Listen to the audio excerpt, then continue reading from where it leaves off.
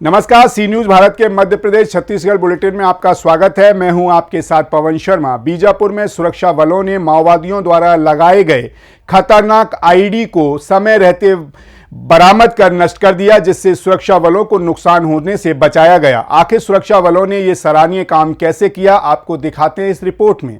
बीजापुर में सुरक्षा बलों ने माओवादियों के खतरनाक प्लान को विफल कर दिया। गंगालूर थाना क्षेत्र के पेड़िया के मुतवेंडी के बीच 100 मीटर दूर कच्चे रास्ते पर माओवादियों द्वारा बियर बोतल में छिपाकर रखे गए एक आईडी को सुरक्षा बलों ने बरामद किया। केरुपू 50वीं और 199वीं वाहिनी की टीम ने ड्यूटी के दौरान इसे खोज निकाला और फिर उसे नष्ट कर दिया। यह आईडी सुरक्षा बलों को नुकसान पहुंचाने के लिए माओवादियों द्वारा लगाया गया था, लेकिन सुरक्षा बलों ने समय रहते इसे निष्क्रिय कर दिया। बीजापुर से सी न्यूज संवाददाता सुरेंद्र कुमार झाड़ी की रिपोर्ट। भिलाई से अगली खबर है, जहां सेक्टर 7 में वासु मांडवी के घर में लगी आग, जिसमें एसडीआरएफ की टीम ने 3 सिलेंडरों को सुरक्षित बाहर निकाला और आग पर काबू पाकर बड़ा हादसा टाला गया। आग का कारण अज्ञात है। इस हादसे में कितना नुकसान हुआ, आइए बताते हैं इस रिपोर्ट में। भिलाई के सेक्टर 7 में वासु मंडावी के घर में आग लग गई, जिससे इलाके में हड़कंप मच गया। सूचना मिलते ही तत्काल अग्निशमन विभाग की गाड़ी मौके पर पहुंची। एसडीआरएफ की टीम ने त्वरित कार्यवाही करते हुए घर में घुसकर 3 सिलेंडरों को बाहर निकाला। आग तेजी से फैल रही थी, लेकिन मौके पर पहुंचे अधिकारियों ने काबू पा लिया, जिससे बड़ा हादसा होने से टल गया। फिलहाल आग लगने का कारण अभी तक अज्ञात बताया जा रहा है। भिलाई से सी न्यूज संवाददाता धर्मेंद्र की रिपोर्ट। रीवा की खबर का रुख करेंगे, जहां जिले में सिरमौर तहसील के रखेटी गांव में आदिवासी परिवार की भूमि को भूमाफियाओं ने फर्जी दस्तावेज से हथियाने की कोशिश की, जिसके विरोध में पीड़ित परिवार भूख हड़ताल पर बैठ गया और प्रशासन ने तत्काल कार्रवाई की मांग की। आइए देखते हैं ये रिपोर्ट। रीवा जिले के सिरमौर तहसील क्षेत्र में भूमाफियाओं ने आदिवासी धनपत कोल की भूमि पर फर्जी दस्तावेज तैयार कर नामांतरण करवा लिया। धनपत कोल, जो 60 वर्षों से अपनी जमीन पर परिवार सहित रह रहे थे, उन्होंने प्रशासन से अब न्याय की गुहार लगाई है, लेकिन कोई कार्यवाही नहीं हुई, जिसके चलते वो भूख हड़ताल और अनशन पर बैठने को मजबूर हो गए हैं। उनका आरोप है कि भूमाफियाओं ने उनके साथ धोखाधड़ी की और उन्हें धमकियां भी दी जा रही हैं। अब पीड़ित परिवार न्याय की उम्मीद में प्रशासन से सख्त कार्यवाही की मांग कर रहा है। वहीं बिरसा मुंडा विचार मंच के प्रदेश अध्यक्ष विष्णुकांत कुशवाहा ने भी इस मामले में संज्ञान लिया है। पीड़ित परिवार की मुख्य मांगों की बात करें तो उन्होंने कई मांगे करी हैं, जैसे कि फर्जी दस्तावेजों की जांच कर सख्त कार्यवाही की जाए, वहीं संबंधित सभी दोषियों के खिलाफ कानूनी कार्यवाही की जाए, साथ ही साथ भूमि के नामांतरण को निरस्त कर पीड़ित को उसकी भूमि वापस की जाए। तो वो जब लिहिन तो उसका लिखित पंचनामा बना के लिहिन, उसके बाद जब आके उस लोग दबावे लगे तो तहसील में आवेदन लिहिन पट्टा, तो आवेदन से जो आदेश हुआ, जब आदेश हुआ उसमें पिताजी अंधे हो गए। तो मैं किसी को कागज दिखा। किस गांव में रहते हैं आप? ये वार्ड नंबर 12 है। क्या डॉक्यूमेंट्स हैं आपके पास? लगभग जमीन का जो दस्तावेज होता है, सारे दस्तावेज हमारे पास है। धनपत कोल उस जमीन में जब से पैदा हुए तब से वो काबिज हैं। लगभग ये 53 साल के हैं और 53 साल से ये काबिज हैं। इससे पहले इनके पिताजी ने वो ज़मीन किसी कोटवार से खरीदी थी और वो उसका कोटवार के जो टीप के माध्यम से पहले खरीदी जाती थी, वो टीप है इनके पास। उस टीप के आधार पर तहसीलदार ने सन 1990 में इन आदेश कर दिया पट्टा का।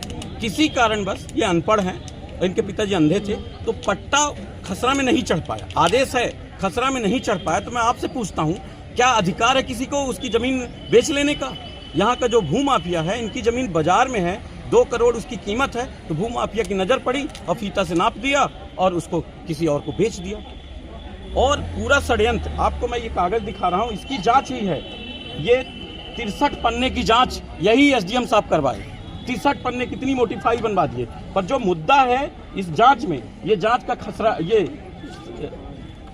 ये सचरा टोटल फर्जी बनाएगा। और जिस सचरा को जिसने सत्यापित किया वो पार्षद है, थी 2014 में और सत्यापित 2020 में किया, तो इनके ऊपर मुकदमा 420 का कायम होना चाहिए। ये पार्षद थी ही नहीं उस समय, और वो पार्षद 14 वार्ड में थी और 12 वार्ड में एक आदिवासी की जमीन को सत्यापित करने का अधिकार उनको है ही नहीं।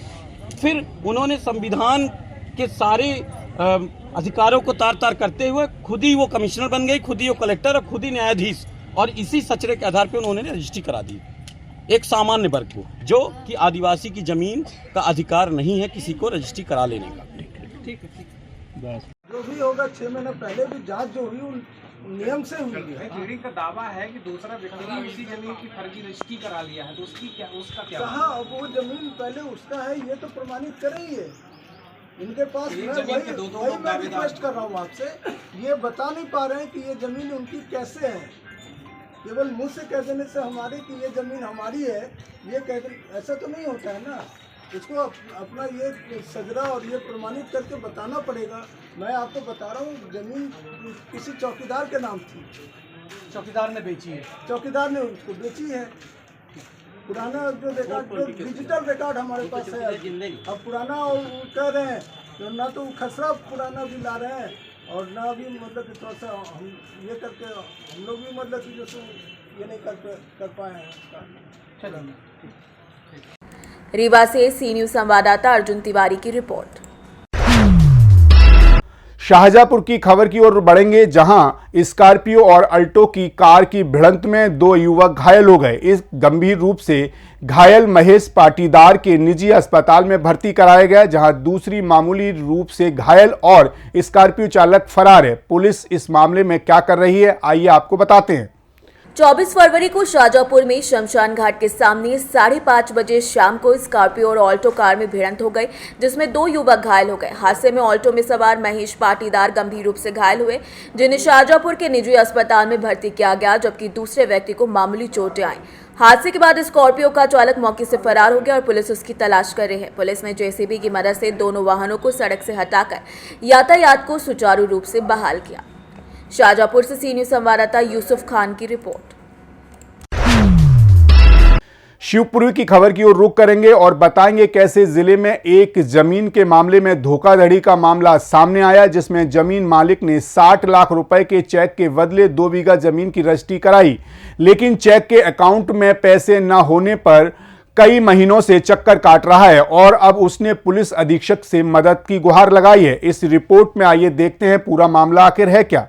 शिवपुरी जिले में एक और जमीन धोखाधड़ी का मामला सामने आया, जहां राम स्टील के पास स्थित 2 बीघा जमीन की रजिस्ट्री कराने के बदले जमीन मालिक ने जमीन खरीदने वाले से 60 लाख का चेक लिया, लेकिन जब वो चेक बैंक में जमा करने गया तो खाते में पैसा नहीं था। अब जमीन मालिक महीनों से पैसे के लिए दर-दर की ठोकरें खा रहा है, लेकिन उसे अभी तक पैसे नहीं मिल पाए। अंततः परेशान होकर उसने पुलिस अधीक्षक के समक्ष अपनी शिकायत दर्ज कराई। पीड़ित ने मामले की जांच और दोषियों के खिलाफ कार्यवाही की मांग की है। आपका कमल सिंह कहाँ से आए हो? दर्पण कॉलोनी, नहीं दर्पण कॉलोनी। अच्छा, आज एसपी ऑफिस आए थे, कुछ समस्या को लेकर आए हो? समस्या ये लेके आए, तो 4 बीघा जमीन बेची थी पिताजी ने, तो क्या है गौतम जी को। कौन तो गौतम जी? ये शिव कुमार गौतम जी। कहाँ पे बेची थी जमीन आप? ये अपने राम स्टील के पीछे। तो 2 बीघा की अपन ने रजिस्ट्री करा दी। रजिस्ट्री कराते समय उन्होंने 60 लाख रुपए का चेक दिया कि 10 दिन में मैं पैसे दे दूंगा और चेक अपना वापस ले लूँगा।